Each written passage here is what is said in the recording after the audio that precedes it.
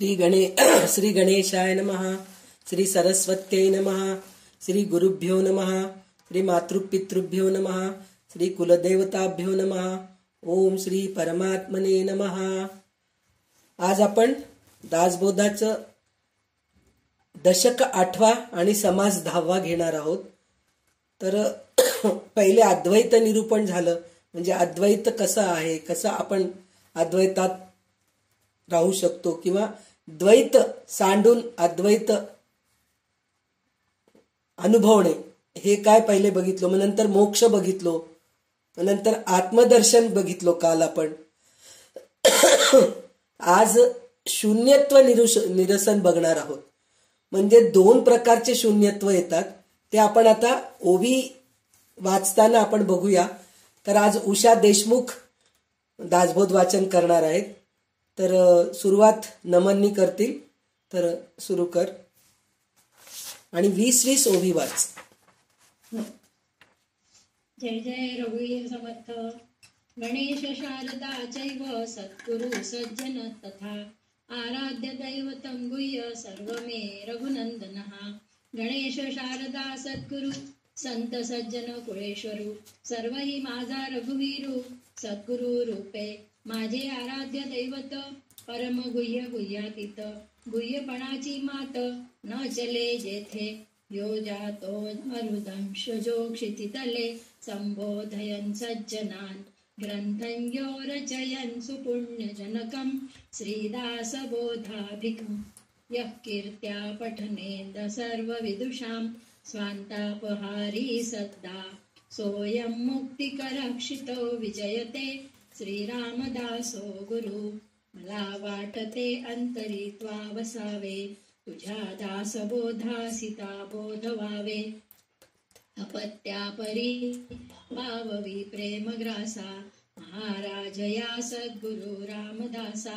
ब्रह्मानंदं परमसुखदं केवलं ज्ञानमूर्तिं द्वन्द्वातीतं गगनसदृशं तत्त्वमस्यादिलक्ष्यम् एकं नित्यं विमलमचलं सर्वधी साक्षिभूतं भावातीतं त्रिगुणरहितं सद्गुरुं तं नमामि. गुरुर्ब्रह्मा गुरुर्विष्णु गुरुर्देवो महेश्वरः गुरुर्साक्षात् परब्रह्म तस्मै श्री गुरुवे नमः. अनेन प्रियतां देवो भगवान् जानकीपति श्रीरामचंद्र पूर्वेषाम् अस्माकं कुलदैवतं. श्रोता वक्ता श्रीराम समर्थ. श्रीराम समर्थ. जय जय रघुवीर समर्थ.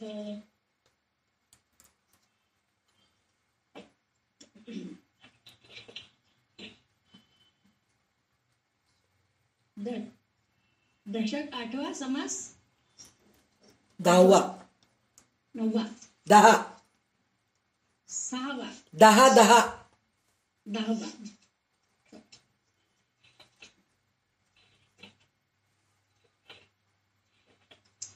दशक 8वा समास 10वा. शून्यत्व निरसन.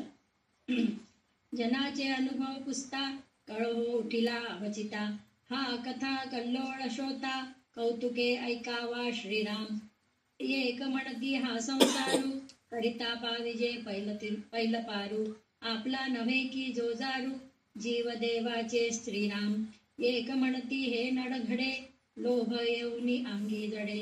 पोटस्ते करणे घडे सेवा कुटुंबाची श्रीराम. एक म्हणती स्वभावे संसार करावा सुखे नावे. काही दान पुण्य करावे एक म्हणती संसार खोटा वैराग्य द्यावा देशवटा. येणे स्वर्ग लोकी तुमच्या वाटा व्यर्थेची कासया हिंडावे. आपुले आश्रमी असावे आश्रम धर्म करुणी श्रीराम. एक म्हणती कैचा धर्म अवघा हो तसे अधर्म.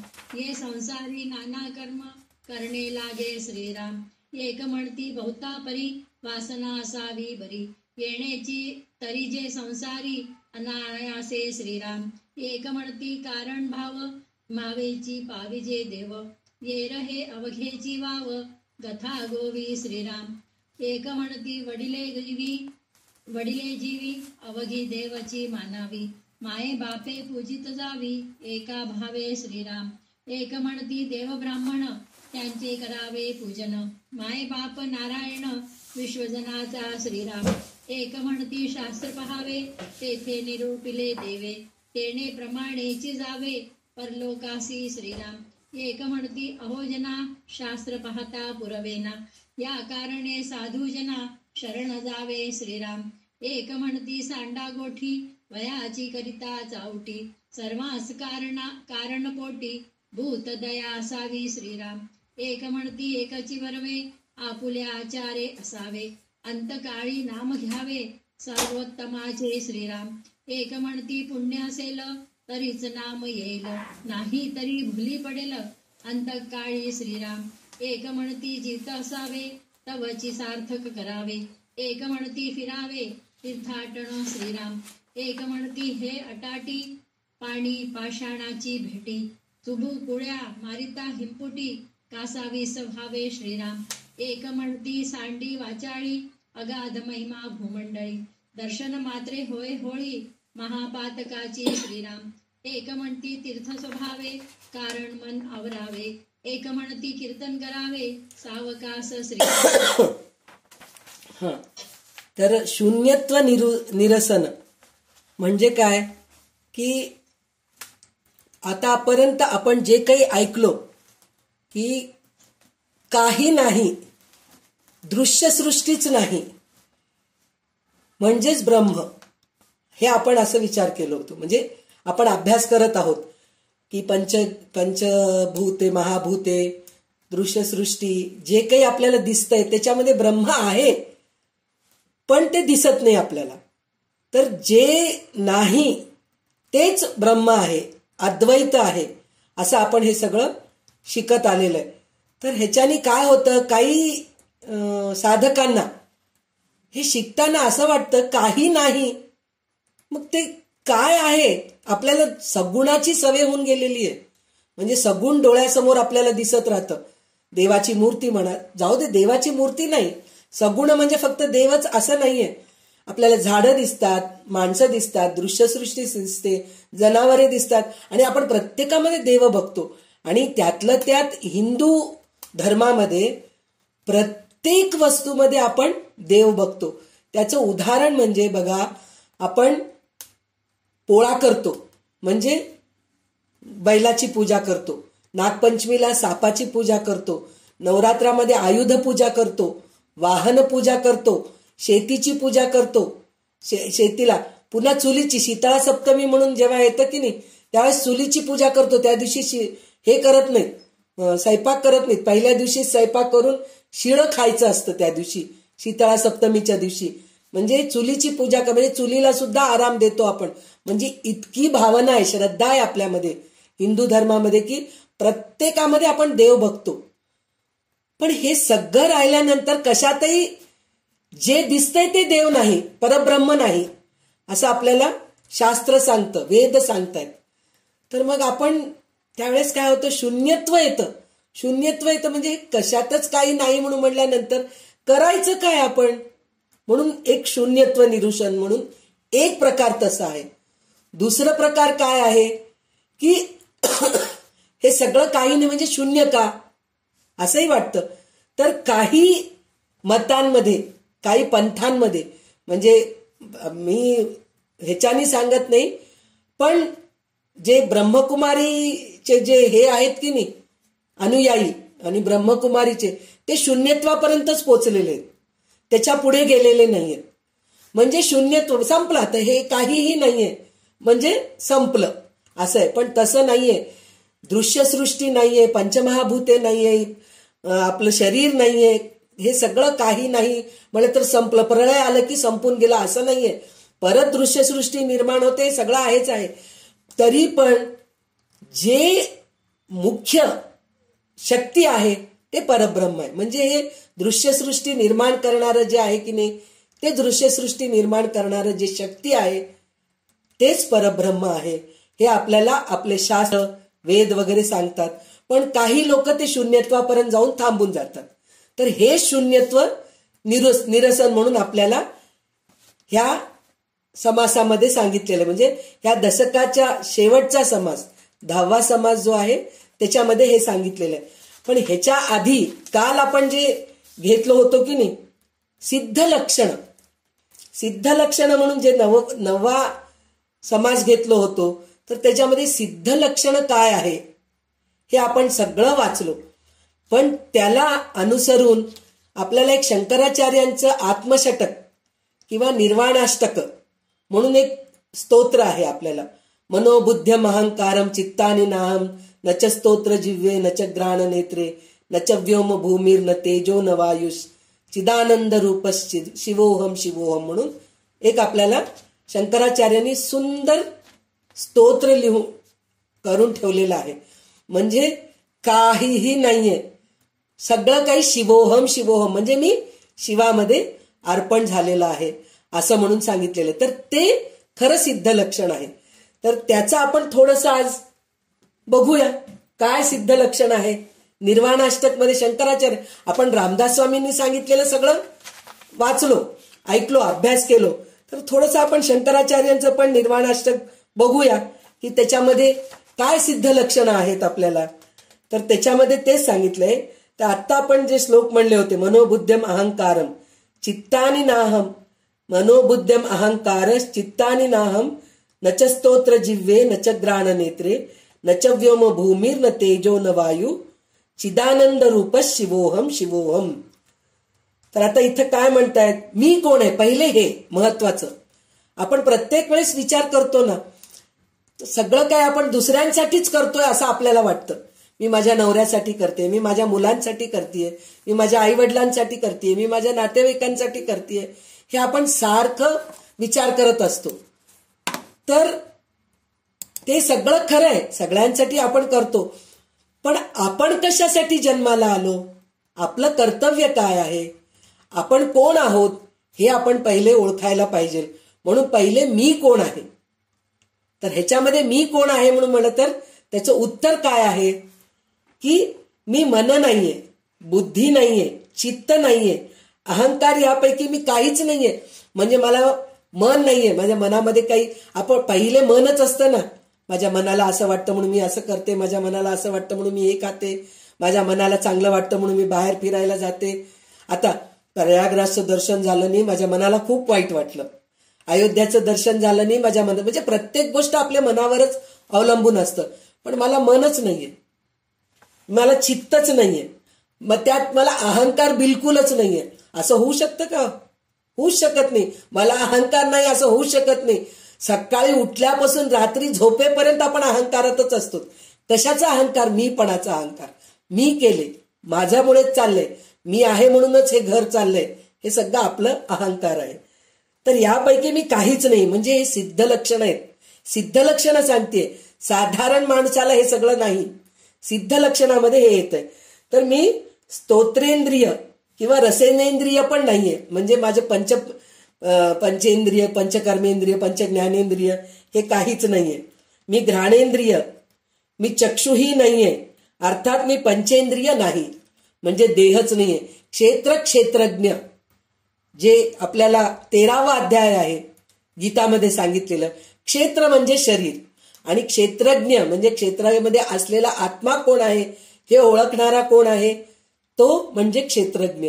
म्हणजे सिद्ध, जो सिद्ध झालेला आहे तोच ओळखू शकतो. तर क्षेत्र म्हणजे शरीर, शरीरामध्ये सगळे इंद्रिय आहेत, पंचज्ञानेंद्रिय आहेत, पंचकर्मेंद्रिय आहेत, मन, बुद्धी, अहंकार, हे सगळं काही आहे आपल्यामध्ये. पण क्षेत्रज्ञ जो आहे, जो सिद्ध आहे, त्याच्यामध्ये हे सगळं काही नाहीये. म्हणजे असूनही त्याला त्याचं काहीही असलं तरी काय, नसलं तरी काय, त्या गोष्टीकडे लक्ष नाही. म्हणजे देहबुद्धी नाही. म्हणजे माझं शरीर आहे, माझ्या शरीराला दुःख आहे, माझ्या शरीरामुळे मी खूप चांगला आहे, हे सगळे जे विचार आहेत ना ते काही नाही म्हणून म्हणताय. आणि पंचमहाभूत, मी पृथ्वी, जल, तेज, वायू आणि आकाशही नाही. म्हणजे मी पृथ्वी, जल तर नाहीच आहे. कुठून होतो आपण ते विचारही करू शकत नाही. मी पृथ्वी आहे, मी जल आहे, मी अग्नी आहे, मी वायू आहे, मी आकाश आहे, विचारही करू शकत नाही. पण आपल्या शरीरामध्ये हे सगळं आहे. पृथ्वी आहे, पृथ्वी म्हणजे हाडं मास, जल म्हणजे रक्त, जे आपल्या शरीरामध्ये पातळ ज्या गोष्टी आहेत, चिकट पातळ गोष्टी आहेत ते जल आहे. अग्नी म्हणजे आपल्यामधली गरमी, तेज, आणि वायू तर श्वासोश्वास आहेच आहे. आकाश म्हणजे पोकळी, त्यामुळेच आपले शब्द निर्माण होतात. हे सगळं आपल्याला आहे, पण ते सुद्धा नाही म्हणतात. पण काय आहे? फक्त मी चिदानंद रूप शिवोहम. शिवोहम म्हणजे शिवरूप आहे, म्हणजे मी आणि परब्रह्म वेगळे नाही, असं म्हणून हे सिद्ध लक्षण आहेत. त्याच्यानंतर दुसरा श्लोक कसा आहे? न च प्राण सज्ञो न वै पंच वायु न वा सप्त धातुर न वा पंचकोशः न वाक्पाणिपादौ न चोपस्थ वायु चिदानंद रूप शिवोहम. शिवोहम म्हणजे काय? शरीरामध्ये संचार करणारा प्राणवायू मी नाही. म्हणजे काय? प्राणवायू मी नाही. आत्ताच सांगितले ना, हे होऊ शकत नाही. मी वारा आहे म्हणजे नाही होऊ शकत. हे सगळं आपण म्हणतो, पण वायू नाही, अग्नी नाहीये, पृथ्वी नाहीये, हे सगळं खरंच नाही. आपलं शरीर आहे, आपण वारा थोडंच आहेत, नाहीये. पण त्याचा अर्थ असं नाहीये की मी वारा नाही. म्हणजे माझ्यामधले पंचप्राण आहेत ते सुद्धा मला माहीत, मला काही त्याच्याशी देणं घेणं नाही. असलं तर काय, नसलं तर काय, असं म्हणण्यासारखं. पंचप्राण, अपान, व्यान, उदान, समान, हे पंचप्राण पण मी नाही म्हणून म्हणतात. नंतर काय म्हणतात? सप्तधातू. सप्तधातू कोणचे? रस, रक्त, मांस, मेद, अस्थि, मज्जा व शुक्र. हे सप्तधातूही मी नाही. म्हणजे माझ्यामध्ये जे आहेत, रस आहे, रक्त आहे, मांस आहे, हे काहीही मला त्याच्यात देणं घेणं नाहीये. तसेच अन्नमय, प्राणमय, मनोमय, विज्ञानमय आणि आनंदमय असे 5 कोश आपल्या शरीरामध्ये आहेत, ते सुद्धा नाहीये. म्हणजे अन्नमय म्हणजे काय? आपण जे अन्न खातो ते शरीर. अन्न खाल्ल्यामुळेच हे शरीर पोचलं जात आहे ना. आपण जर जेवलो नाही, पाणी पिलो नाही, काही आपल्या शरीरामध्ये काही गेलं नाही, तर आपलं शरीर राहतं का? नाही राहत. तर त्याला अन्नमय कोश म्हणतात. नंतर प्राणमय कोश म्हणजे श्वासोश्वास चालू असलेलं. त्याच्यानंतर मनोमय म्हणजे आपली बुद्धी, आपल्या बुद्धीचं जे आहे, विचार करतो, आपल्याला इच्छा, हे सगळे जे असतात ना, हे सगळे मनोमय कोश आहे. विज्ञानमय कोश. विज्ञानमय कोश म्हणजे आपण सगळं काही विद्या घेतलेले आहेत त्याच्याकडून. बाहेरचे सगळे जे विद्या आहेत, भौतिक विद्या म्हणजे काय? झाडांचं, प्राण्यांचं, स्वयंपाकाचं, कपडे शिवायचं, अशा बरेचशा गोष्टी आहेत. विज्ञानमय कोश आहे ते. पण सगळ्यात शेवटचं कोणचं कोश आहे? आनंदमय कोश. हे सगळं काही जरी नसलं, जेवण नाहीये, पाणी नाही, मन नाही, बुद्धी नाही, काही नाही, प्राण नाही, काही नाही, पण आनंदमय कोश जे आहे की नाही, तर सतत आनंदी राहायचं. हे आनंदमय कोश खूप हे. तर हे पंचकोश सुद्धा माझ्यामध्ये नाही, मी नाही म्हणून म्हणतायत. कोण म्हणतायत? हे सिद्ध लक्षण असणारे साधू म्हणतायत. मी वाणी, हात, पाय, गुद आणि उपस्थ ही पंचकर्मेंद्रिय पण नाही, तर मी सर्वाहून अत्यंत विलक्षण स्वरूपाचा चिदानंद शिवस्वरूप आहे. म्हणजे मी आणि शिव वेगळे नाहीत, असं म्हणून म्हणतायत. सिद्ध पुरुषांचे हे लक्षण आहेत. न मे द्वेष रागो न मे लोभ मोहो मदो नैव मे नैव माश्चर्य भावः न धर्मो न चार्थो न कामो न मोक्षः चिदानंद रूप शिवोहम. शिवोहम. तर मला कोणाचाही द्वेष नाही, असं होऊ शकत नाही. आपले साधारण माणसाला तर तसं होऊ शकत नाही. प्रत्येकाबद्दल द्वेष म्हणतो, मला काही द्वेष नाही हो कोणाबद्दल, मी सतत चांगलंच राहते सगळ्यांबरोबर, पण कुठलं तरी सूक्ष्म मनामध्ये असतो, ते आपल्याला दिसत नाही. कशाचाही आसक्ती नाही, म्हणजे मला कोणत्या गोष्टीची इच्छा नाही, मला कशाचाही लोभ अथवा मोह नाही, कशाचाही गर्व नाही किंवा कोणाबद्दल मत्सर नाही. मला आता धर्म, अर्थ, काम, मोक्ष या 4ही पुरुषार्थाची अपेक्षा उरली नाहीये. म्हणजे धर्म, अर्थ, काम, मोक्ष. धर्म करायसाठी म्हणून अर्थ काम करावं लागतं. काम केलं तरच आपल्याला अर्थ मिळतं, त्याच्यानंतर आपण धर्म करू शकतो, त्याच्यानंतर आपण मोक्ष प्राप्तीला जाऊ शकतो. तर मला मोक्षच नकोय, मला काहीच नकोय, मी शिवानंद, शिवामध्ये आनंदी आहे, तर मला ह्या सगळ्या गोष्टीचं मला काही इच्छाच नाहीये, असं म्हणून कोण म्हणतायत सिद्ध लक्षण, सिद्ध पुरुष, त्यांना मोक्षाची पण इच्छा नसती हो. मला मोक्ष, तुकाराम महाराजांनी स्वतः म्हणलेले, मला मोक्ष नकोय, मला पुनर्जन्म पाहिजे. कशासाठी पाहिजे? तुझी भक्ती करण्यासाठी पाहिजे. म्हणजे सिद्ध पुरुषाला मोक्षाची पण आवड नाहीये. आपण म्हणतो ना, चांगली गती तरी मिळू दे रे बाबा, मोक्ष नाही तर नाही म्हणून म्हणतो. पण सिद्ध पुरुषांना त्या मोक्षाची पण इच्छा नसते. त्याचं कारण काय? मोक्ष झालं की संपलं, काहीच करू शकत नाही. पण जे शरीर आपल्याला मिळालेलं आहे, माणूस शरीर मिळालेलं आहे, तर त्याचा आपण उपयोग तोंडानी नामाचं, देवाचं नामस्मरण करायला मिळतंय आपल्याला, कानानी छान ऐकायला मिळते, डोळ्यांनी चांगलं बघायला मिळते, नाकानी छान वास घ्यायला मिळते, हातानी कर्म करायला, दान धर्म करायला मिळते, देवाची पूजा करायला मिळते, पायानी तीर्थयात्रा करायला मिळते. हे सगळं मिळत असताना मला मोक्ष कशाला पाहिजे? मला पुनर्जन्म पाहिजे आणि पुन्हा मला देवाची पूजा करण्यासाठी, सत्कर्म करण्यासाठी म्हणून मला देह पाहिजे, असं म्हणून त्यांची इच्छा असते. म्हणजे हे सिद्ध पुरुषाचे लक्षण आहेत. तर हे आपण लक्षण हे बघतोय आपण. न पुण्यम न पापम न सौख्यम न दुःखम न मंत्रो न तीर्थम न वेदा न यज्ञ अहम भोजनम नैव भोज्यंच भोक्ता चिदानंद रूप शिवोहम शिवोहम.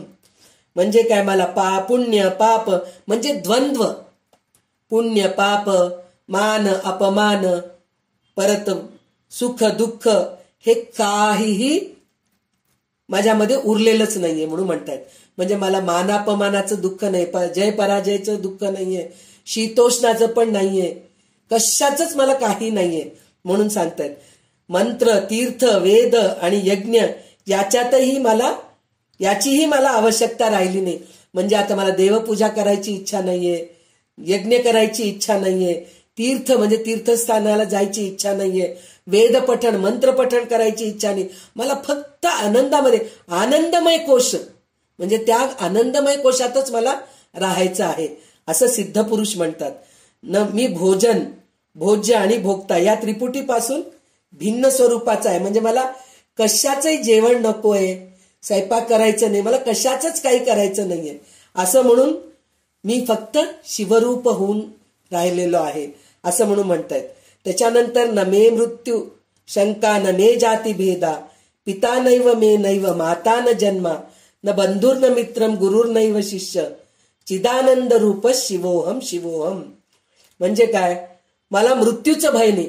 आपण घाबरतच राहतो, मला कसं मृत्यू येईल माहित नाही, मी मरताना माझ्या आजूबाजूला माझे नातेवाईक राहतील का, माझा मुलगा माझ्या तोंडात पाणी घालेल का, ह्या सगळ्या गोष्टी आपल्याला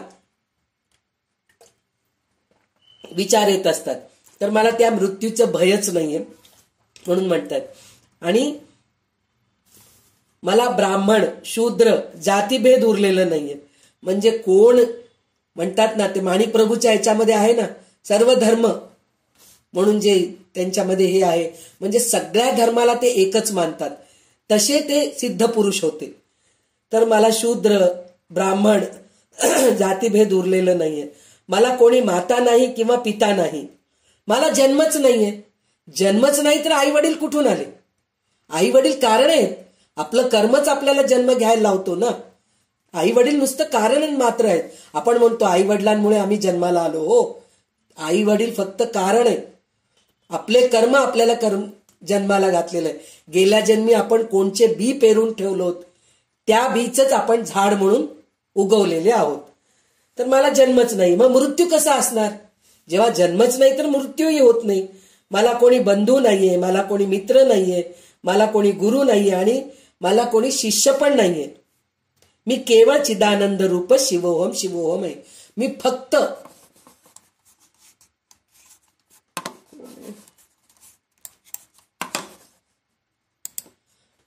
फक्त शिवरूप आहे असं म्हणून म्हणतायत. सिद्ध पुरुषांची लक्षणं आहेत ही. सगळ्यात शेवटचं काय म्हणतायत? अहम निर्विकल्पो निराकार रूपो विभूत व्याप्त सर्वत्र सर्वेंद्रियाणी सदा मे समत्वम न मुक्तिर्न बंधम चिदानंद रूप शिवोहम शिवोहम. तर आता इथं काय म्हणतायत? निर्विकल्प. आता मी जे म्हणले ना, शून्यत्व शून्यत्व म्हणून जे म्हणतोय की नाही, तर आता ह्या श्लोकामध्ये ते हे येत आहे. म्हणजे काय, मी निर्विकल्प निराकार स्वरूप आहे. मी सर्व चराचर विश्वाला तसेच इंद्रियांना व्यापून राहिलेले आहे. म्हणून मी सर्वव्यापी आहे. नित्य समस्वरूप असून मला मुक्ती अथवा बंधन नाही. मी चिदानंद रूप शिवोहम शिवोहम आहे. म्हणजे मला आकार नाहीये, रूप नाहीये, मल नाहीये, म्हणजे मी निर्मल आहे, शुद्ध आहे. आणि काय म्हणतायत, आकार म्हणजे रूपही नाहीये, निर्गुण आहे मी, असं आहे. म्हणजे काय वाटतं आपल्याला, हे सगळं काही नाही म्हणजे शून्यच आहे. पण हे शून्य नाहीये. तर आता हे शून्यत्वाला आल्यानंतर काही लोक साधना करून करून शून्यत्वाला येऊन जातात. म्हणजे काय, कंटाळून जातात, सगळं करतोय पण भगवंताचं दर्शनच होत नाहीये, साक्षात्कारच होत नाहीये. तर त्यावेळेस आता एक एक जणांचे एक एक अनुभव येते, म्हणजे प्रत्येक माणसांचे. तर रामदास स्वामी किती लोकांचे अनुभव सांगतायत बघा आपल्याला. काय सांगतायत ते, शून्यत्व निरसन म्हणजे काय, शून्यत्व म्हणजे काय म्हणून सांगितलंय त्यांनी. एक म्हणतो की आपण संसार करावा, संसार करता करता त्यातून पार पडतो म्हणून एक जण म्हणतो. तर एक जण म्हणतो संसार करण्यात काही अर्थच नाहीये, देवामध्येच आपण विलीन व्हायला पाहिजे म्हणून म्हणतात. तर काही लोक म्हणतात, एक म्हणतो की संसार सहजपणे सुखाने करावे पण त्याने सद्गती मिळणार नाही. संसार केलो तर सद्गती मिळत नाही, मोक्ष मिळत नाही. तर सद्गतीसाठी म्हणून दान पुण्य करावं लागतं म्हणून एक जण म्हणतोय. तर एक म्हणतोय की संसार मुळी खोटा आहे, वैराग्य धारण करावे, कोठेतरी देशांतरास निघून जावे. म्हणजे वैराग्याने राहावं आणि देशांतरास निघून जावं म्हणून एक जण म्हणतोय. तर एक जण काय म्हणतो, देशांतर केलं तर स्वर्गप्राप्तीचा मार्ग मोकळा होता म्हणून म्हणतोय. तर एक जण म्हणतोय की देशांतरात जावं म्हणजे घर सोडून कुठं जावं, उगीच पायपीट करावं, धडपड करावं, हिंडण्यात काही अर्थ नाही. आश्रम धर्म सांभाळून आपल्याच घरी असावे म्हणतो की नाही. आता आपण प्रयागराजच्या बद्दलच हे टॉपिक बोलतोय ना. काही लोक म्हणतात काय प्रयागराज करायचं हो, घरीच एवढं मानस स्नान करून घेतलं कुंभमेळ्याचं झालं म्हणून एक जण म्हणतात. पण काही लोक म्हणतात की नाही हो, तिथं गेलेले अनुभव वेगळेच आहेत, तिथं जाऊन आंघोळ केलेला एक वेगळाच अनुभव आहे, ते एक आनंदच वेगळा आहे.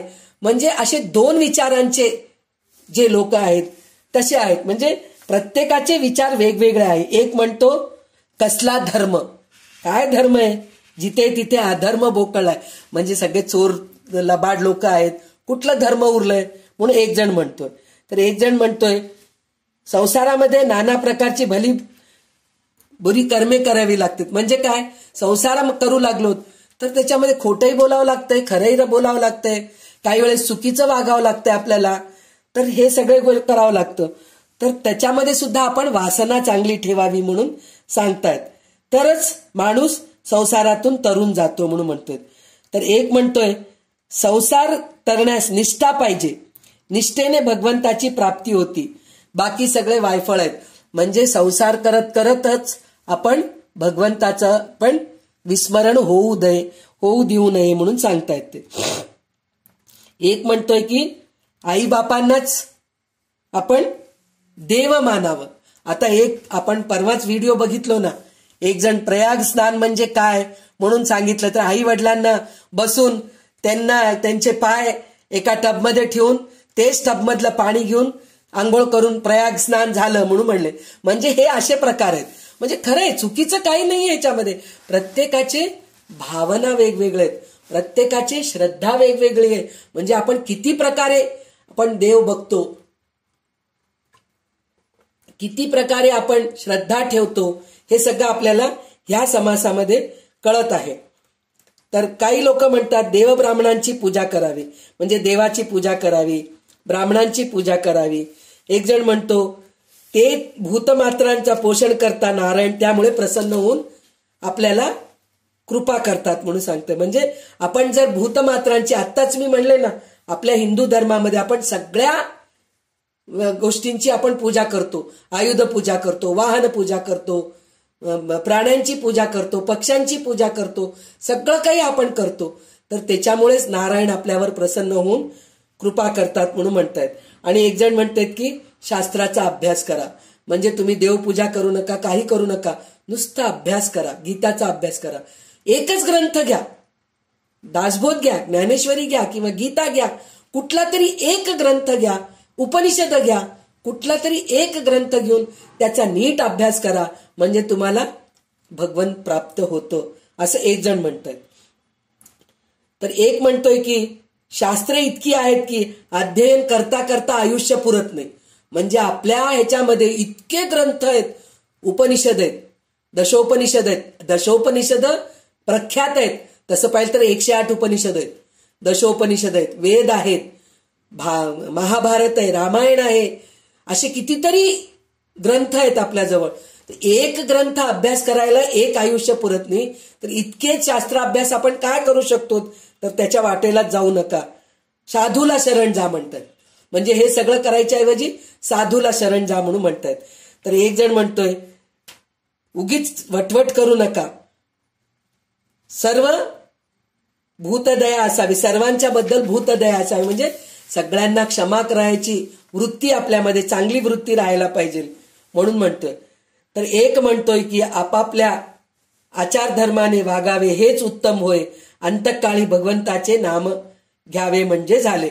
म्हणजे सुरुवातीपासून जर आपण भगवंताचं नाम घ्यायचं सवय केलोत, अभ्यास केलोत, तर शेवटच्या क्षणी सुद्धा आपल्याला भगवंताचे नाव येते. म्हणजे आपण नामस्मरण करत राहावं म्हणून एक जण सांगतायत. एक म्हणतोय पुण्यपदरी असले तरच अंतकाळी मुखात हे येतं. म्हणजे तेच आहे ना, आपल्याला अभ्यास असेल, भगवंताचं नाव घ्यायचं जर अभ्यास असेल तरच अंतकाळी आपल्याला नाव घ्यायला येतं, नाहीतर शेवटी कुठून येणार? काल आपण त्याचं दृष्टांत बघितलं होतं की वावा केके म्हणजे नुसतं वासुदेव केशव नाहीये, वासरू केरसोणी खाते म्हणून ते कंजूस माणसाला दुःख होतं, तसंही असतं. तर ते त्याच्यासाठी म्हणून पुण्यपदरात राहायला पाहिजे म्हणून म्हणतात. एक जण म्हणतोय की आपण जिवंत असेपर्यंतच जीवन सार्थक करून घ्यायला पाहिजे, तीर्थाटन करायला पाहिजे. एक म्हणतो तीर्थयाटनाची गरजच नाहीये म्हणतो. एक जण म्हणतोय तीर्थामध्ये जाऊन शेवटी पाणी आणि पाषाणाचेच दर्शन घेतो. खरंय ना, आपण तीर्थस्थानी जाऊन दगडाच्या देवळाचंच दर्शन घेतो आणि पाण्याचंच दर्शन घेतो, फक्त नदींचे नावं वेगवेगळे आहेत. एक जण म्हणते गोदावरी, एक जण म्हणते कृष्णा, एक जण कावेरी म्हणते, एक जण सरस्वती म्हणते, एक जण, शेवटी ते पाणीच आहे ना.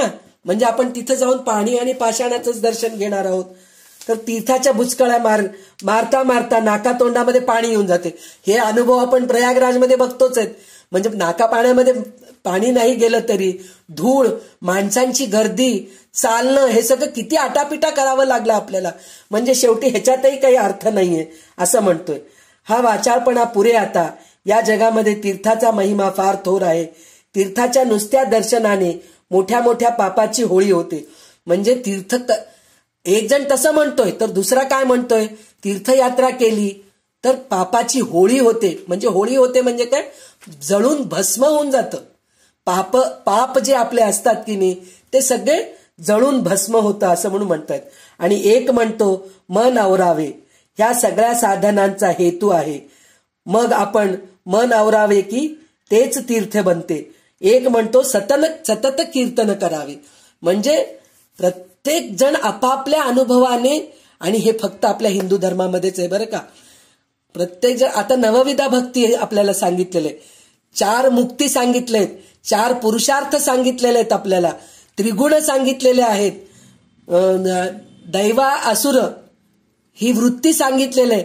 तर ह्याच्यातून विवेकाने कसं वागायचं हे आपल्याला रामदास स्वामी तर सांगितलेलंच आहेत. आणि हेच आपण हिंदू धर्मामध्ये आपल्याला फ्रीडम आहे, म्हणजे मोकळीकता आहे.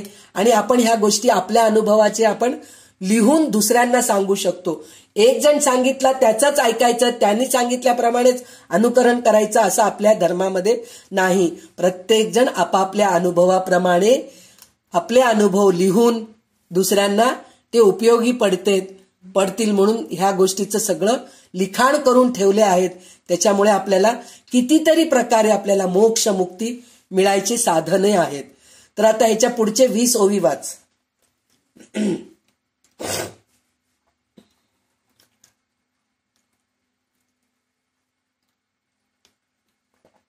अगं म्यूट आहे फोन.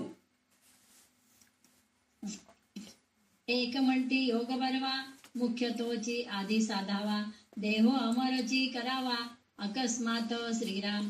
एक म्हणती ऐसे काय, काळ वंचना करू नये. एक म्हणती धरावी सोय, भक्ती मार्गाची श्रीराम. एक म्हणती ज्ञान भरवे, एक म्हणती साधन करावे. एक म्हणती मुक्त असावे निरंतर श्रीराम.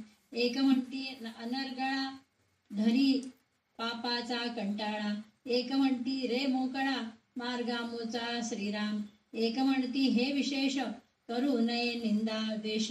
एक म्हणती सावकाश दुष्ट संग त्यागावा श्रीराम. एक म्हणती ज्याचे खावे त्या सन्मुखची करावे मरावे. तेणे तत्काळची पावावे मोक्षपद श्रीराम. एक म्हणती सांडागोठी आधी पाहिजे ते रोटी, मग करावी चावटी सावकाश श्रीराम. एक म्हणती पाऊस असावा, मग सकळ योग बरवा, कारण दुष्काळ न पडावा म्हणजे बरे श्रीराम. एक म्हणती तपोनिधी होता वोळती सकळ सिद्धी. एक म्हणती रे आधी इंद्रपद साधावे श्रीराम. एक म्हणती आगम पहावा, वेताळ प्रसन्न करून घ्यावा, तेणे पाविजे देवा स्वर्गलोकी श्रीराम. एक म्हणती अघोर मंत्र, तेणे होईजे स्वतंत्र, श्रीहरी जयेच्या कळत्र तेची गोळे श्रीराम. ती लागले सर्व धर्म, तेथे कैचे क्रियाकर्म. एक म्हणती कुकर्म, तिच्यामध्ये श्रीराम. एक म्हणती एक साक्षप, करावा मृत्युंजयाचा जप, तेणे गुणे सर्व संकल्प, सिद्धी ते पावती श्रीराम. एक म्हणती बटू भैरव, तेणे पाविजे वैभव. एक म्हणती झोटिंग सर्व, पूर्वी तसे श्रीराम. एक म्हणती काळी कंकाळी, एक म्हणती भद्रकाळी. एक म्हणती उच्चिष्ट चांडाळी, साहे करावी श्रीराम. एक म्हणती विघ्नहर, एक म्हणती भोळा शंकर. एक म्हणती सत्वर, पावे भगवती श्रीराम. एक म्हणती मल्हारी, सत्वरची सभाग्य करी. एक म्हणती महाबरी, भक्ती व्यंकटेशाची श्रीराम. एक म्हणती पूर्व ठेवा, एक म्हणती प्रयत्न करावा. एक म्हणती भार घालावा, देवाचा बरी श्रीराम. एक म्हणती देवकेचा, अंत जे पाहतो भल्यांचा. एक म्हणती हा युगाचा युगधर्म श्रीराम. एक आश्चर्य मानिती, एक विस्मयो करीती. एक कंटाळूनी म्हणती, काय होईल ते पहावे श्रीराम.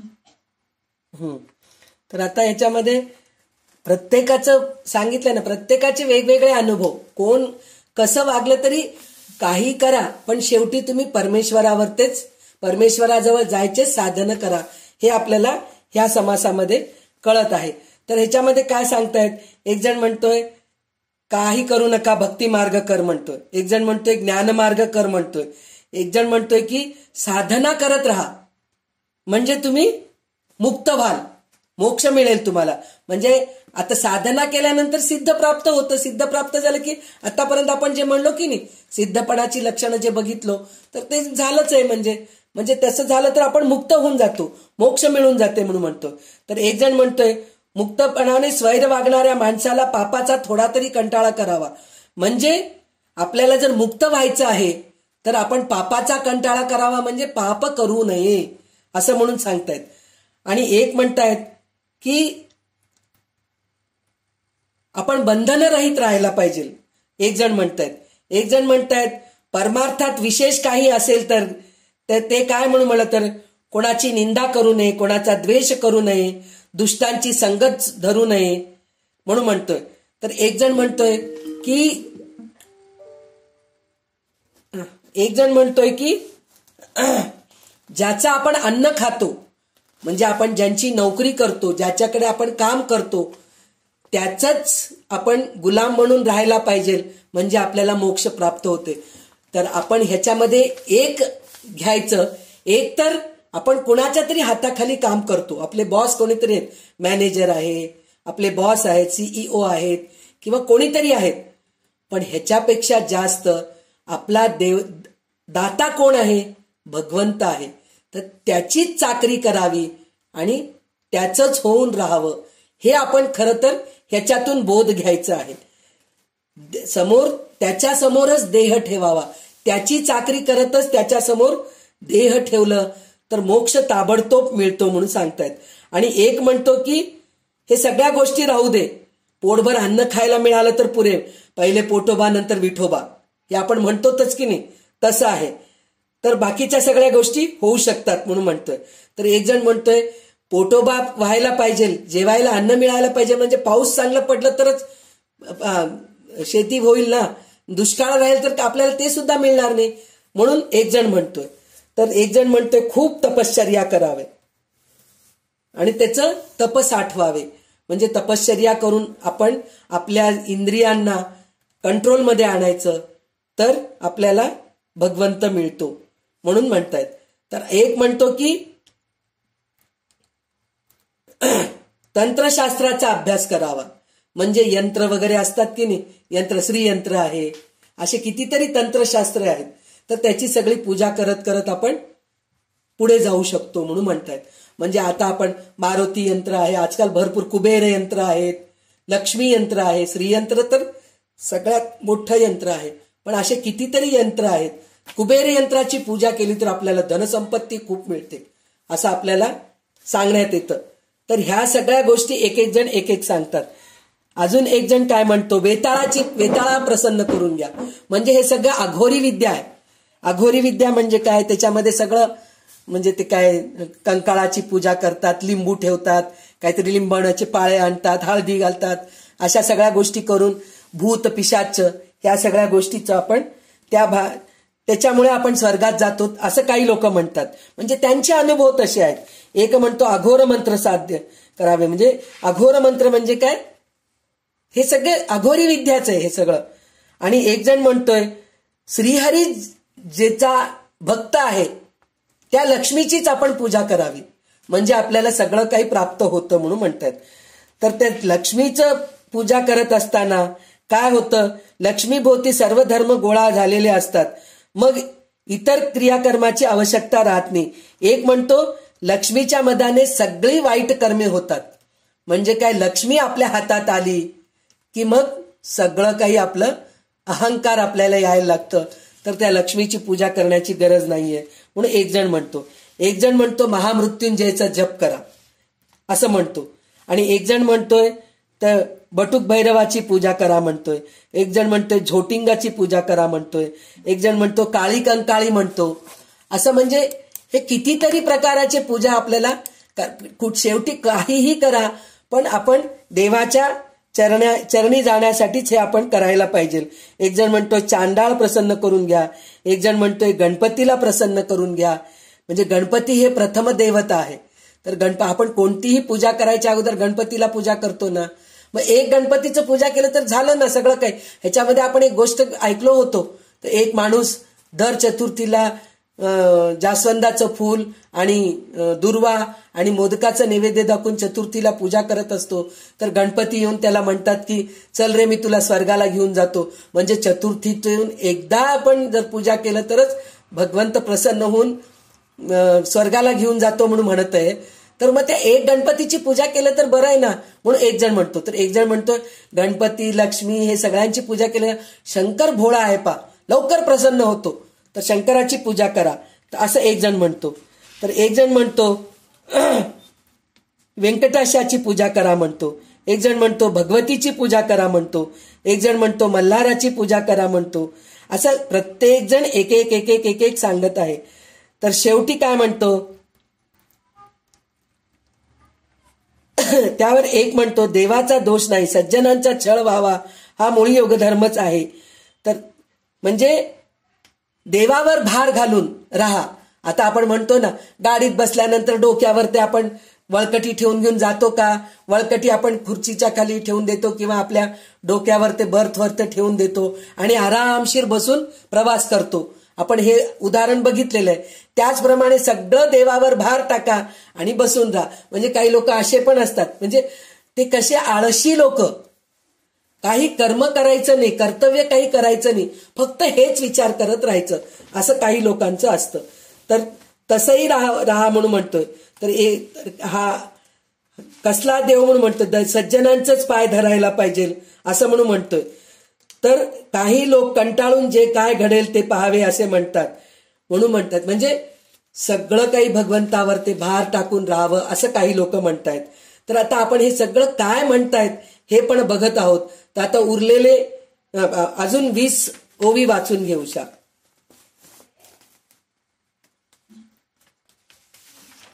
ऐसे प्रपंचिक जन लक्षणे सांगता गहन, परंतु काही एक चिन्ह अल्पमात्र बोलिले श्रीराम. आता असो हा स्वभाव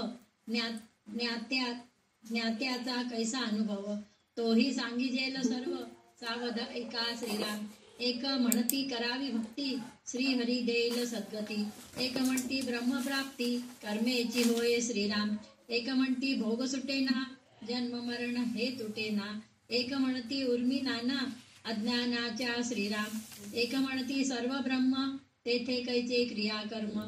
एक म्हणती हा अधर्म, बोलोची नये श्रीराम. एक म्हणती सर्व नासे, उरले तेची ब्रह्म असे. एक म्हणती ऐसे नसे, समाधान श्रीराम. सर्व ब्रह्म केवळ ब्रह्म, दोन्ही पूर्व पक्षाचे भ्रम. अनुभवाचे वेगळे वर्म, म्हणती एक श्रीराम. एक म्हणती हे न घडे, अनुर्वाच्य वस्तू घडे. जे बोलता मौन्य पडे, वेदशास्त्रांशी श्रीराम. तव श्रोता अनुवादला, म्हणे निश्चय कोण केला. सिद्धांत मते अनुभवाला, उरी कैची श्रीराम. अनुभव देही वेगळाले, हे पूर्वीच बोलिले. आता काही एक केले, नवचे की श्रीराम. एक साक्षत्वे वर्तती, साक्षी वेगळाची म्हणती. आपण दृष्ट ऐसी स्थिती, स्वानुभवाची श्रीराम. दृश्यापासून दृष्ट वेगळा, ऐसी अल्पितपणाची कळा. आपण साक्षत्वे निराळा, स्वानुभवे श्रीराम. सकळ पदार्थ जाणता, तो पदार्थाहून परता. देही असो न अलिप्तता, सहजची झाली श्रीराम. एक ऐसे स्वानुभवे, म्हणती साक्षत्वे वर्तावे.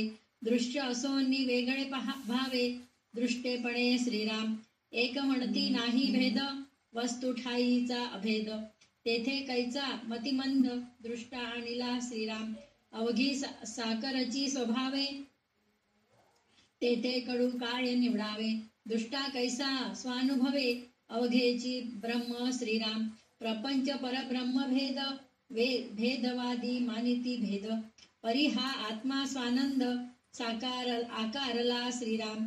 विघुरले तूप थिजले, तैसे निर्गुणाची गुणा आले. तेथे काय वेगळे केले, दृष्टपणे श्रीराम. म्हणून दृष्ट आणि दृश्य, अवघा एकची जगदीश. दृष्टेपणाचे सायास, का सायासी श्रीराम. ब्रह्मची आकारले सर्व, ऐसा एकांचा अनुभव. ऐसे हे दोन्ही स्वभाव, निरोपले श्रीराम. 60. तर आता परत तेच आहे, म्हणजे की प्रत्येकाचे अनुभव वेगवेगळे आहेत म्हणून सांगतायत. त्या अनुभवाप्रमाणे ते प्रत्येक जण असे बोलतात म्हणून म्हणतायत.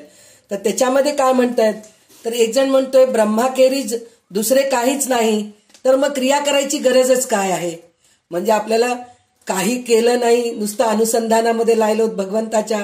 तर आता आपल्याला अर्जुनच प्रश्न विचारलेला आहे ना, कर्ममार्ग सोपा का ज्ञानमार्ग सोपा म्हणून विचारतायत.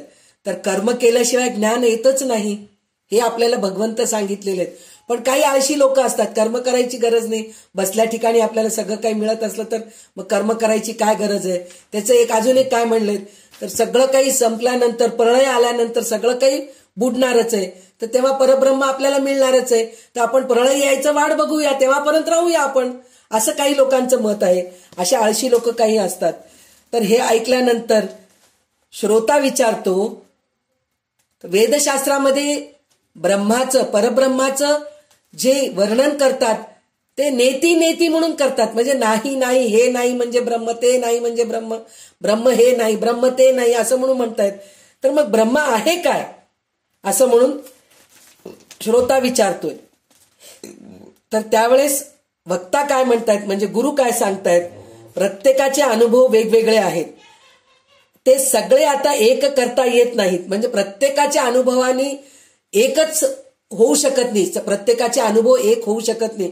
प्रत्येकाच्या अनुभवाने प्रत्येकजण आपापल्या अनुभवाने पुढे गेलेले आहेत आणि ब्रह्मपदाला पोचलेले आहेत. तर हे आहेच आहे. तर ते सगळ्यांना सगळं करता येत नाही.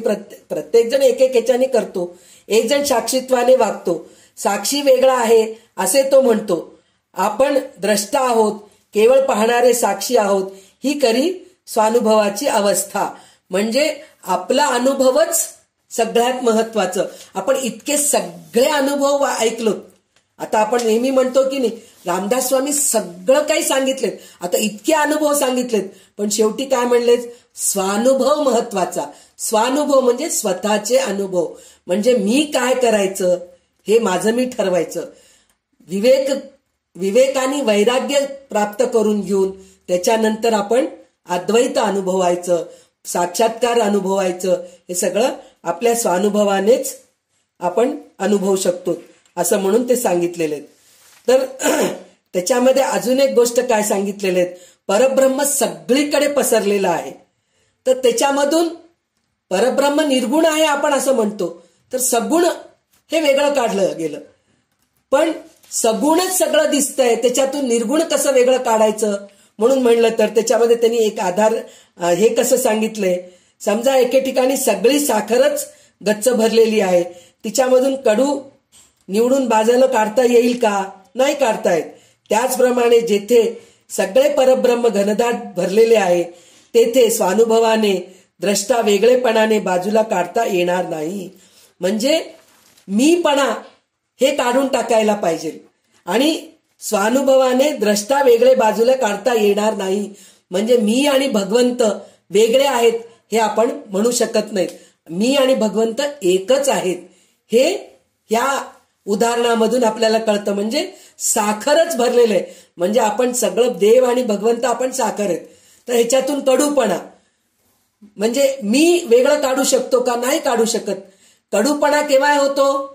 देहबुद्धी असलं तरच कडूपणा होतो. पण जेव्हा सिद्ध लक्षणं आल्यानंतर सगळं साखरमय पूर्ण गोडच गोड होऊन जातं असं म्हणून ते सांगतायत. नंतर परब्रह्म परपंच दृश्य विश्व आणि परमात्म वस्तू यामध्ये यत्किंचित भेद नाही. म्हणजे सगळं एकच आहे. भेद मानणारे लोक भेद मानतात. एकच एक स्वानंद घन आत्मा विश्वरूपाने आकारास आलेला आहे. म्हणजे कसं आहे, गरम तूप पातळ असते आणि थंड तूप घट्ट असतं. तर पण तुपात काही फरक आहे का? नाहीये. तुपात काही फरक नाहीये. गरम केलं म्हणून पातळ झालं आणि थंड आहे म्हणून घट्ट होतं, तेवढंच आहे. पण तुपात काही फरक नाहीये. त्याचप्रमाणे मूळ निर्गुण परमात्मा वस्तू सगुण होऊन आकारास आलेली आहे म्हणून सांगितलंय. तिच्यात काही फरक नाहीये म्हणून सांगतायत. तर सारांश असा आहे की हे दृश्य विश्व म्हणजे आकारास आलेले परब्रह्म होय. म्हणजे घट्ट तुपाला वितळलेलं पातळ तूप आहे असं म्हणून सांगतायत ते. मग द्रष्टे परब्रह्म होय असा काही लोकांचा अनुभव असतो. अशा प्रकारे हे दोन अनुभव सांगितले. एक अनुभव असा की द्रष्टा दृश्याहून वेगळा आहे. म्हणजे मी आणि भगवंत वेगळे असलं तरी बघू शकतो पण एकच आहोत. एक अनुभव असा आहे. आणि दुसरा अनुभव असा आहे, तो साक्षीपणाने दृश्य पाहतो. दुसरा अनुभव असा आहे की द्रष्टा वेगळेपणाने नाहीच. दृश्य आणि दृश्य दोन्ही एकच परमात्म वस्तू आहेत असं म्हणून सांगतायत. म्हणजे शेवटी काय आहे, ब्रह्म परब्रह्म आणि दृश्य सृष्टी प्राणी मात्र भूत मात्र हे सगळे एकच आहेत असं म्हणून आपल्याला ह्या दशकाच्या शेवटी आणि ह्या समासामध्ये हे आपल्याला पाहायला मिळते. आणि आता शेवटचे 20 ओवी आहेत त्याच्यामध्ये पण हेच पाहायला मिळणार आहे. पुढचे 20 ओवी वाचून घे. अवघा आत्मा आकारला आपण भिन्न कैचा उरला. दुसरा अनुभव बोलिला ऐसा परी श्रीराम. एक तिसरा अनुभव प्रपंच सारुनिया सर्व. काही नाही तोची देव ऐसे म्हणती श्रीराम. दृश्य अवघे वेगळे केले, केवळ अदृश्यची उरले. तेची ब्रह्म अनुभविले, म्हणती एक श्रीराम. परी ते ब्रह्म म्हणू नये, उपाया सारिखा अपाये. शून्यत्वास ब्रह्म काय, म्हणू येईल श्रीराम. दृश्य अवघे ओलांडिले, अदृश्य शून्यत्वी पडिले. ब्रह्म म्हणोनी मुरडले, तेथूनीच मागे श्रीराम. इकडे दृश्य तिकडे देव, मध्ये शून्यत्वाचा भाव. तयास मंद बुद्धीस्तव, प्राणी ब्रह्म म्हणे श्रीराम. रायास नाही ओळखिले, सेवकास रावसे कल्पिले. परी ते अवघे व्यर्थ गेले, राजा देखता श्रीराम. तैसे शून्यत्व कल्पिले ब्रह्म, पुढे देखता परब्रह्म. शून्यत्वाचा अवघा भ्रम, तुटून गेला श्रीराम. परी हा सूक्ष्म आडताळा, वारी विवेक वेगळा. जैसे दुग्ध घेऊन जळा, राजहंस सांडी श्रीराम.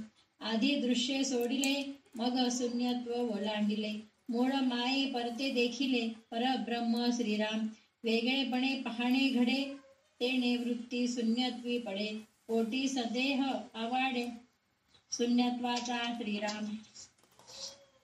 भिन्नपणे अनुभविले, तयास शून्य ऐसे बोलिले. वस्तू लक्षिता अभिन्न झाले, पाहिजे आधी श्रीराम. वस्तू आपणची होणे, ऐसे वस्तूंचे पाहणे. निश्चयसी भिन्नपणे, शून्यत्व लाभे श्रीराम. या कारणे शून्य काही, परब्रह्म होणार नाही. वस्तुरूप होऊन पाही, स्वानुभवे श्रीराम. आपण वस्तू सिद्धची आहे, मन मी ऐसे कल्पू नये. साधू सांगती उपाये, तुझी आत्मा श्रीराम. मन मी ऐसे नाथिले, संती नाही निरोपिले. मानावे कोणाच्या बोले, मन मी ऐसे श्रीराम. संत वचनी ठेविता भाव, तोची शुद्ध स्वानुभव. मनाचा तैसाच अभाव, आपण वस्तू श्रीराम. जयाचा घ्यावा अनुभव, तोची आपण निरावेव. आपुला घेती अनुभव, विश्वजन श्रीराम. लोभी धन साधू गेले, तव ते लोभी धनची झाले. मग ते भाग्य पुरुषी भोगिले, सावकाश श्रीराम. तैते देह बुद्धी सोडिता, साधकास झाले तत्वता. अनुभवाची मुख्य वार्ता, ते हे ऐसे श्रीराम. आपण वस्तू मुळी एक, ऐसा ज्ञानाचा विवेक. येथून हा ज्ञानदशक संपूर्ण झाला श्रीराम. आत्मज्ञान निरोपिले, यथामतीने बोलिले. न्यून पूर्ण क्षमा केले, पाहिजे श्रोती श्रीराम. इति श्रीदास बोधे, गुरु शिष्य संवादे. शून्यत्व निरशन नाम, समास दशम श्रीराम. श्रीराम समर्थ श्रीराम. जय जय रघुवीर समर्थ. तर आता इथे समर्थ. तर आता इथे पुन्हा तेच आपल्याला हे करतायत, परब्रह्म. म्हणजे आता हे सगळे प्रत्येकाचे अनुभव झाले आहेत. तर आता ह्याच्यामध्ये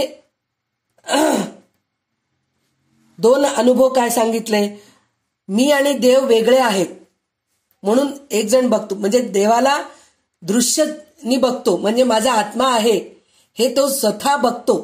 एक अनुभव तसा आहे. एक अनुभव असा आहे की मी आणि देव वेगळे नाहीत, असा एक अनुभव आहे. तर अजून एक तिसरा अनुभव असा आहे, ते काय म्हणून म्हणलं तर, सर्व दृश्य प्रपंच अथवा दृश्य विश्व बाजूस सारावे. ते बाजूस सारल्यावर जे काही शिल्लक उरले नाही असे वाटते, तोच देव समजावा, असे काही लोक म्हणतात. म्हणजे सगळं काही गेलं, म्हणजे शेवटी उरलं काय, एक शक्ती. ते शक्तीच देव आहे असं माना, असे काही लोक म्हणतात. पण काही लोकांचं तसं भ्रम निर्माण होतं की काही नाही म्हणून म्हणल्यानंतर उरलं काय, शून्य. शून्य म्हणजे कशाचं सगळं वजा करून टाकलो आपण. 2 2 वजा केलं, 3 3 वजा केलं, 4 4 वजा केलं, म्हणजे ह्या दृश्यसृष्टीमधून दृश्यसृष्टी सगळं काही आपण काढून टाकलं. देहबुद्धी काढून टाकलं, सगळं काही काढून टाकल्यानंतर काय उरतं, शेवटी शून्य. म्हणजे शून्यच का देव, असं म्हणून भ्रम होतं. तर हे शून्य देव नाहीये. तर शून्य नाहीये तिथं, म्हणून हे शून्यत्व निरसन म्हणून म्हणतायत. म्हणजे शून्य आहे असं तुम्ही भ्रमात पडू नका. तिथे एक शक्ती आहे. कारण हे सगळं संपल्यानंतर सुद्धा पुन्हा दृश्यसृष्टी निर्माण करायची एक शक्ती तिथं आहे. ती शक्तीच पुन्हा सगळं निर्माण करते, म्हणून त्याला शून्य म्हणायचं नाही, तेच परब्रह्म आहे असं आपल्याला रामदास स्वामी सांगत आहेत. तर त्याच्यामध्ये एक उदाहरण त्यांनी काय सांगितलेलं आहे की वास्तविक या कडेला दृश्य विश्व आहे, त्या कडेला परब्रह्म आहे. या दोन्हीच्या मध्ये शून्याचे स्थान आहे. वेडा साधक त्या शून्यालाच ब्रह्म समजतो म्हणून म्हणतात. म्हणजे आता म्हणलं ना, हे शून्य जे दिसतंय तेच का हे म्हणून असं समजतात, पण नाही, शून्य नाहीये तिथं, शून्य बिलकुल नाहीये, तिथे एक शक्ती आहे, ते परब्रह्म आहे. तर त्याचं एक उदाहरण छान सांगितलंय त्यांनी. 2 उदाहरण सांगितलेले. एक काय म्हणतात, एक माणूस राजाला भेटावयास गेला, त्याला राजाचा नोकर भेटला, तोच राजा आहे अशी गैरसमज करून घेतली. नंतर खरा राजा भेटला तेव्हा पहिली समजूत अगदी चुकीची ठरली. त्याचप्रमाणे दृश्य ओलांडल्यानंतर आढळलेले शून्य ब्रह्म मानले खरे. म्हणजे आपण शून्यालाच जर धरून बसलो तर ते खोटं आहे, ते नौकर आहे. खरा राजा कोण आहे? शक्ती, परब्रह्म. त्या शक्तीला आपण मानायला पाहिजे म्हणून सांगतायत. तर त्याच्यामुळे अजून एक काय सांगितलंय, पाण्यामध्ये मिसळलेले दूध राजहंस वेगळे करतो, त्यामधील दूध घेऊन पाणी टाकून देतो. त्याचप्रमाणे विवेकी साधक शून्य बाजूस सारून परब्रह्म स्वरूप ग्रहण करतो. आधी सगळे दृश्य बाजूस सारायचे, मग अदृश्य शून्य ओलांडून जावे. म्हणजे हा शून्याला ओलांडून जाऊन त्या शक्तीकडे जायचं. त्यानंतर मूळ मायाच्या पलीकडे असणाऱ्या परब्रह्माचे दर्शन घडते. आपण वेगळेपणाने जोपर्यंत पाहतो तोपर्यंत आपली वृत्ती शून्यपणापर्यंत जाऊन तेथे थांबते. त्यामुळे मनात शून्यपणाची कल्पना वाढते. म्हणजे आपण ते शून्य आहे म्हणून असं समजून न घेता त्याच्या पलीकडे एक शक्ती आहे असं म्हणून आपण अनुभव घ्यायला पाहिजे. म्हणून आपल्याला रामदास स्वामी सांगत आहेत. तर या सर्व विवेचनावरून हे स्पष्ट ध्यानात येईल की काही केल्या शून्य परब्रह्म होऊ शकणार नाही. म्हणजे शून्य हे होऊ शकत नाही. तर आपल्याला हे म्हणजे जे ब्रह्मकुमारीचे बुद्धाचे जे अनुयायी आहेत हे सगळे शून्यापर्यंतच गेलेले आहेत, त्याच्या पुढे गेलेले नाहीयेत. तर त्यांच्याकडे जाऊन तुम्ही ज्ञान घ्या, पण शेवटी शून्यच आहे हे मात्र तुम्ही मानू नका असं म्हणून सांगतायत आपल्याला. आणि परब्रह्माचे दर्शन हवे असल्यात ब्रह्माशी तादाकार होऊनच ते घ्यावे लागते. ब्रह्म होऊनच ब्रह्माचा अनुभव घ्यावा लागतो. म्हणजे आपण स्वतः ब्रह्म व्हायला पाहिजे. तेव्हा म्हणजे काय, ब्रह्मदेव व्हायला पाहिजे. देव व्हायला पाहिजे म्हणजे काय, निर्गुण, निराकार, निर्विकल्प, निर्मल ही सगळी वृत्ती आपल्यामध्ये यायला पाहिजे. म्हणजे द्वैत राहायला नकोय, म्हणजे कुठल्या गोष्टीचं द्वंद्व नकोय, द्वंद्व बिलकुल नकोय आपल्याला. म्हणजेच आपण ब्रह्म होतो. ब्रह्म झाल्यानंतरच आपण परब्रह्माचा आपल्याला अनुभव येतो. दर्शन होतो म्हणून सांगत नाहीयेत रामदास स्वामी, अनुभव होतो. म्हणजे अनुभव घ्यायचा असेल तर आपण द्वंद्वरहित राहायला पाहिजे, तेव्हाच आपल्याला या गोष्टीचा अनुभव होतो म्हणून सांगतायत. नंतर संतवचनावर एकनिष्ठेने श्रद्धा ठेवणे हा शुद्ध स्वरूपाचा येण्याचा मार्ग होय. म्हणजे हे सगळं होण्यासाठी म्हणून संतांच्या सत्संगतीत राहायला पाहिजे, संतांचे वचन ऐकायला पाहिजे, चांगले चांगले शास्त्राचे ग्रंथ, पुराण, पोथी हे सगळं वाचायला पाहिजे. हे सगळं सांगितलंय. तर संतांच्या वचनावर पक्की श्रद्धा ठेवली की मनाचा पहिला स्वभाव पालटतो.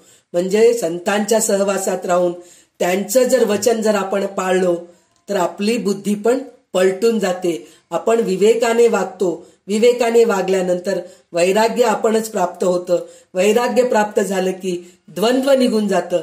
द्वंद्व निघून झालं की ब्रह्म आपण होऊन आपण ब्रह्माचे अनुभव घेऊ शकतो. आपण परमात्म वस्तू आहोत असे त्याचे रूपांतर होऊन जाते. माणूस धन मिळवण्याच्या नादी लागतो. धन मिळवण्याच्या हेतू तो विसरून जातो. त्याची वृत्ती केवळ धनमय बनते. त्या धनाचा तो उपभोग घेत नाही, ते नुसते साठवून ठेवतो. त्याच्या मागून कोणीतरी भाग्यवान पुरुष त्या धनाचा यथेच्छ उपभोग घेतो.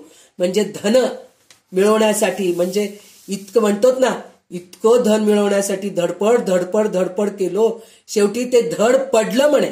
धडपड करून करून धड पडलं म्हणे. पण त्या धनाचा उपयोगच त्या माणूस घेतला नाही म्हणे, तो दुसराच माणूस कोणी घेतला म्हणे. म्हणजे धन कमवण्यासाठी इतकं आपण धडपड करतो, त्याच्याऐवजी आपण परब्रह्म अनुभवण्यासाठी जर धडपड केलं तर त्या गोष्टीचा अनुभव आपण स्वतः घेऊ शकतो. जे पैसे कमवलेलं धन आपण अनुभव घेऊ शकत नाही, त्याच्याऐवजी ह्या गोष्टीचा जर आपण अनुभव घेतलो, धडपड केलो, तर आपल्याला या गोष्टीचा नक्कीच अनुभव मिळतो. तर साधकाच्या बाबतीत असेच घडते. स्वानंद मिळावा म्हणून प्रथम साधक परब्रह्माच्या नादी लागतो. पुढे त्याची देहबुद्धी कमी होत जाते. म्हणजे देहबुद्धी कमी होऊन जाते म्हणजे मी देह आहे याचा विसर पडतो. स्वानंद भोगण्याचा हेतू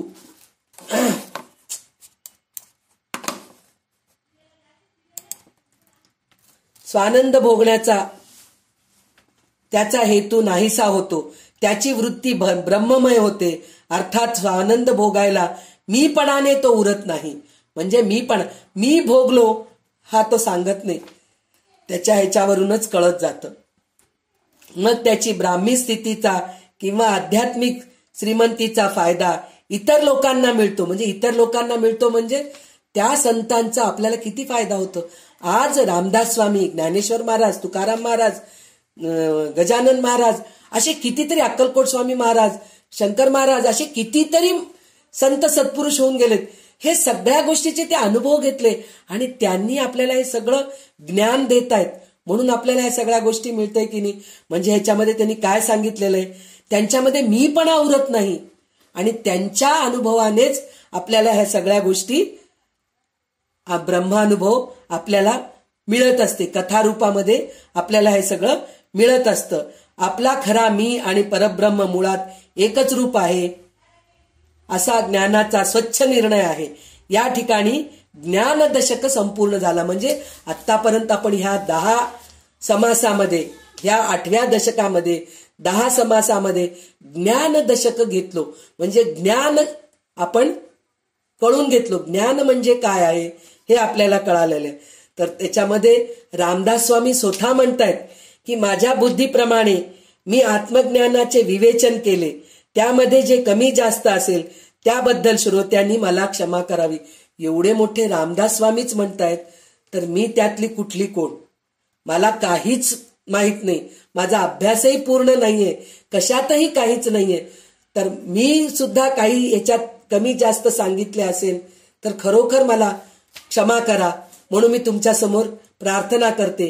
आणि आज आपण हे ज्ञान दशकामध्ये आपल्याला काय ज्ञान मिळालं, हे कल्याणकरी रामरायामध्ये कसं आपल्याला त्याचं अनुभव येतं, हे आपण ते थोडंसं बघूया.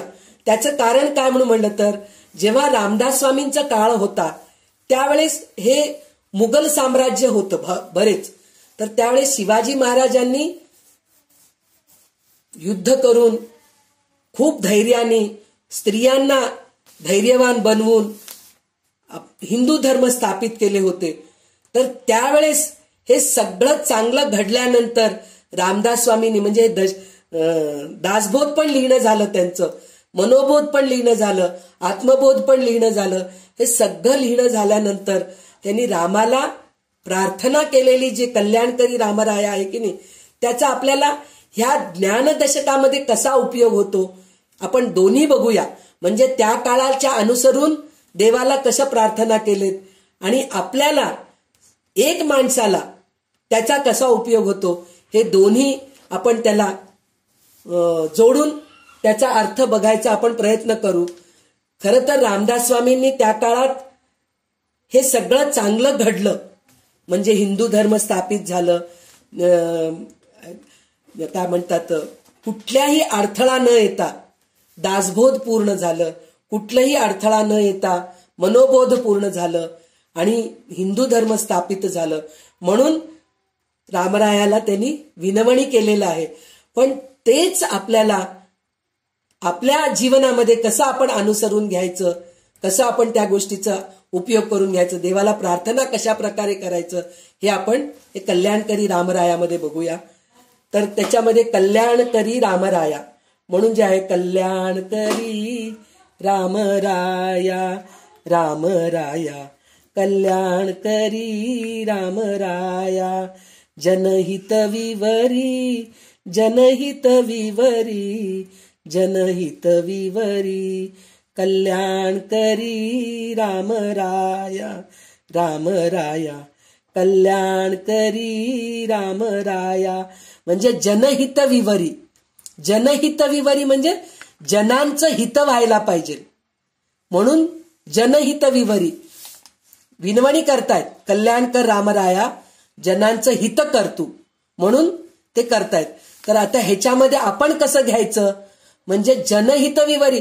ते दुसऱ्यांसाठी विचारतायत रामदास स्वामी की सगळ्यांचं, सगळ्या जनांचं, सगळ्या पृथ्वीवर असलेल्या लोकांचं तू कल्याण कर, हित कर म्हणून रामदास स्वामी विचारतायत.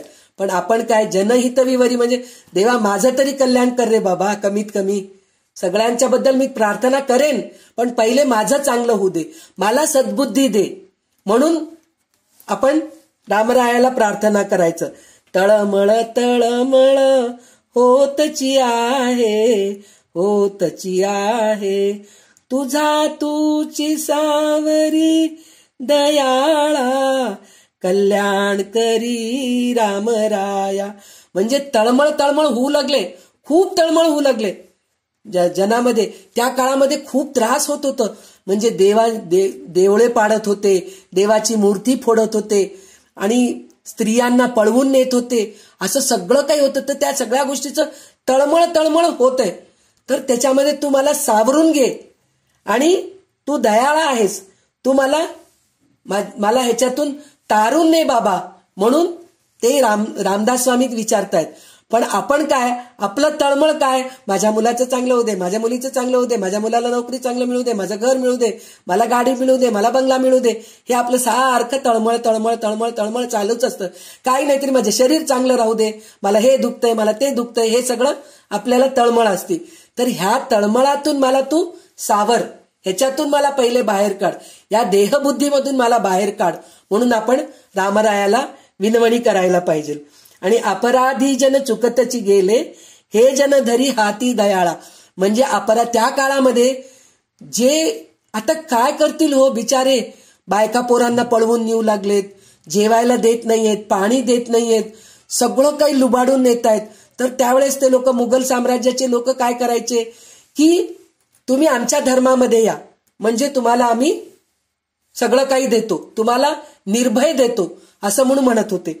तर त्यावेळेस तेव्हा ते काय केले त्यांनी, तर ते चुकलेत ते सगळे जन, म्हणजे जे मुघल साम्राज्याच्या त्याच्यामध्ये निघून गेले, त्यांचे नौकर म्हणून झालेत. तर त्यांना सगळ्यांना तू त्यांचा हात धरून वर आण, त्यांना कृपा कर त्यांच्यावर, त्यांना त्रास न होता त्यांना बाहेर आण असं म्हणून ते प्रार्थना करत आहेत. अपराधी जन चुकतेची गेले, हे जन हाती धरी दयाळा. म्हणजे त्यांचा हात धरून तुम्ही वर आणा, त्यांना त्याच्यातून बाहेर काढा. तर ह्याच्यामध्ये आपण कसं घ्यायचं, आपण चुकतच आहोत, स्वार्थबुद्धी आपल्यामध्ये, माझे मुलं, माझ्या मुलांचं चांगलं व्हावं म्हणून दुसऱ्यांचं ओरबाडून घेणं, आपण थोडं ना थोडं माझं काम लवकर व्हावं म्हणून आपण रिश्वत देतो की नाही, पैसे देतो की नाही, माझं पहिले फाईल पुढे जाऊ दे म्हणून गव्हर्नमेंटच्या ह्याच्यात जातो. माझं काहीतरी इलेक्ट्रिकचं काम आहे तर गव्हर्नमेंटच्याकडे गेलं तर पहिले आपण नोकर चाकर कोणीतरी दिसतो का, कोणी सिक्युरिटी दिसतो का, तुला 1 4 रुपये जास्त देतो रे बाबा, 100 रुपये देतो, पहिले माझं तू काम करून टाक ना बाबा, असं आपण करतो. म्हणजे आपण हे चुकतच आहेत की नाही. अपराधी न जन चुकतची गेले म्हणजे आपण असे चुकीचे कामं करतो. तर हे कामं चुकीचं न करता मला त्याच्यातून तू वर आण रे बाबा, कसं का राहू दे, माझ्यामध्ये पेशन्स राहू दे. म्हणजे आपल्याला प्रत्येक गोष्टीची घाई असते, ते घाई न करता माझं काम होईल, कसं तरी होईल, थोडं वेळ लागेल पण पेशन्सनी राहू दे, हे माझ्यामध्ये पेशन्स तू माझ्यामध्ये आण म्हणून रामदास स्वामी त्यावेळेसच्या हिशोबाने त्यांनी तसं सांगितलंय. पण आपण ह्या प्रकारे आपण रामरायाला प्रार्थना करायला पाहिजे की मी चुकत असलं तरी माझा हात धरून तू वर आण म्हणून सांगतायत. कठीण त्यावरी कठीणची झाले, आता दिसेन उरी दयाळा म्हणून सांगितलंय. तर कठीण त्यावरी म्हणजे इतकं कठीण झालंय आता की खरोखरच मुघल साम्राज्य, शिवाजी राजा जर राहिले नसते तर हिंदू साम्राज्यच राहिलं नसतं आपल्याला, इतकं कठीण झालं होतं. तर ह्याच्यातून मला काहीच दिसेना, तर त्याच्यातून तू मला वर काढ रे भगवंता. म्हणून ते रामदास स्वामी रामरायाला प्रार्थना करतायत त्या काळामध्ये. तर आता आपण त्यांना काय प्रार्थना करायचं, रामाला काय प्रार्थना करायचं, कठीण त्यावरी कठीणच झाले. माझं मन मी किती पलटायचा प्रयत्न करतेय पण पलटत नाहीये रे भगवंता, हे कठीणच झालंय. तर ह्या कठीणातून मला वर काढ असा म्हणून आपण भगवंताला प्रार्थना करावे. कोठे जावे काय करावे, आरंभली बोहरी दयाळा, कल्याण करी रामराया. म्हणजे कोठे जावे काय करावे, म्हणजे कुठं जावं काय करावं काहीच कळत नाहीये. सुरू होते आणि संपूनही जाते. असं आरंभली बोहरी, बोहरी म्हणजे नाश पावणं, म्हणजे आरंभही होतंय आणि संपूनही जाते असं होऊ लागले. ते मला काय करावं कळत नाहीये. त्यावेळेस तसं होतं, म्हणजे ते मुघल साम्राज्याचं ते त्रास होत होता. तर येत होते, कुठून आले ते लोक कळत नव्हते आणि सगळ्यांचा नाश करून पळून निघून जात होते.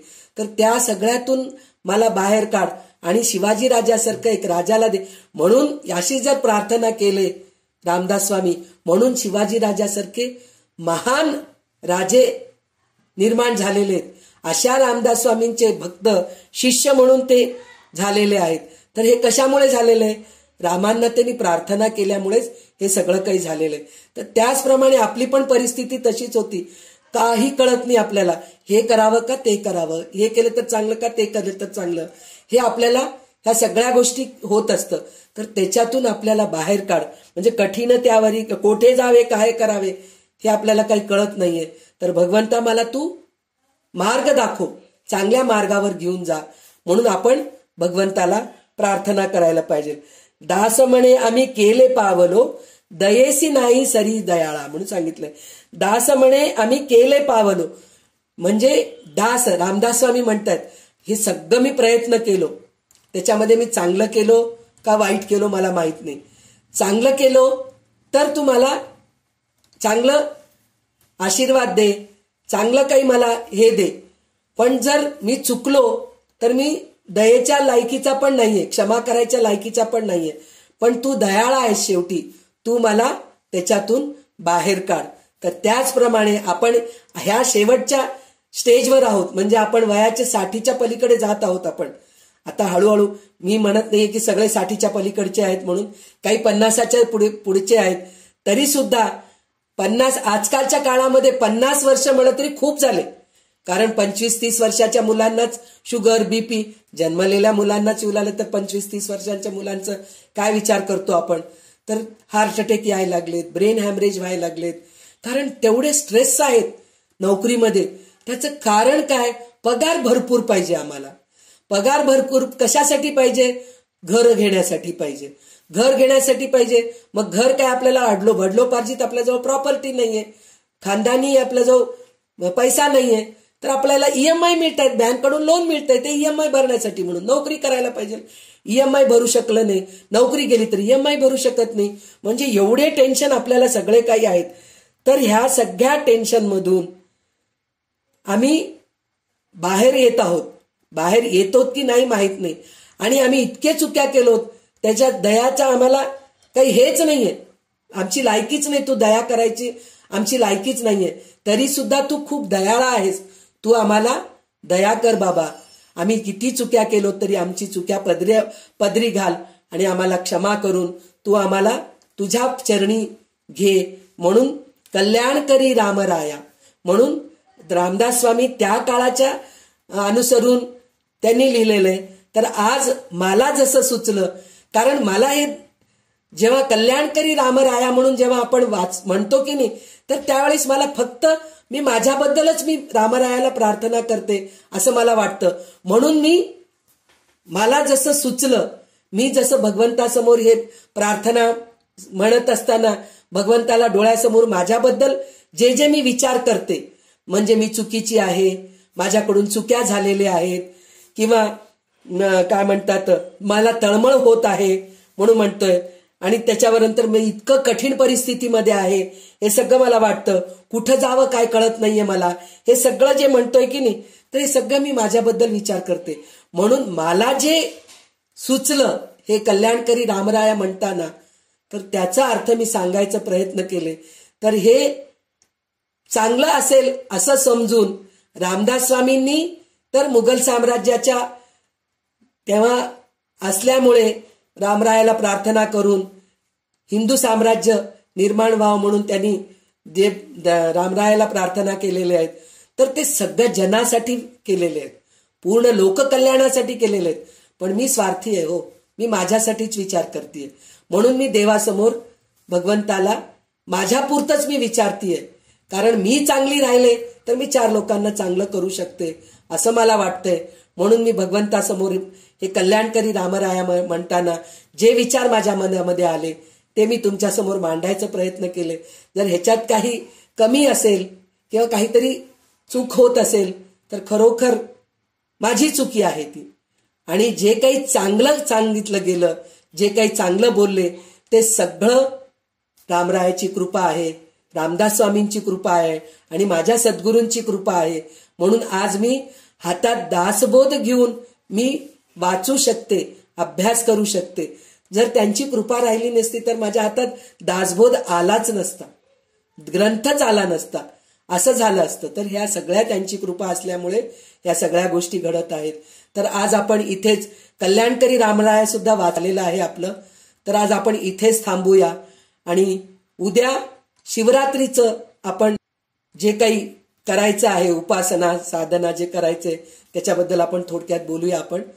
आणि आज इथेच थांबूया. जय जय रघुवीर समर्थ. सदा सर्वदा योग तुझा घडावा, तुझे कारणी देह माझा पडावा. उपेक्षू नको गुणवंता अनंता, रघुनायका मागणे हेची आता. जय जय रघुवीर समर्थ.